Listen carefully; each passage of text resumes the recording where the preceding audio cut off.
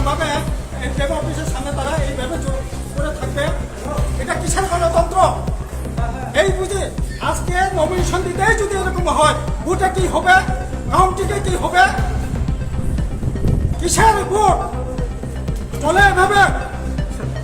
We believe democracy. We are Communist Party of India. But today you are seeing the road, BJP government totally uncivilized. We know, we are understand. But going to the BJP. আজকে সবারই nomination দেওয়ার কথা, কেন BJP সেরকম ভাবে demo অফিসের সামনে তারা এইভাবে জোর করে থাকবে, এটা কিসের গণতন্ত্র?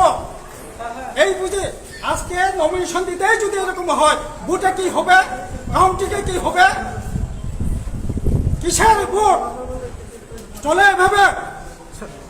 We believe democracy. We are Communist Party of India.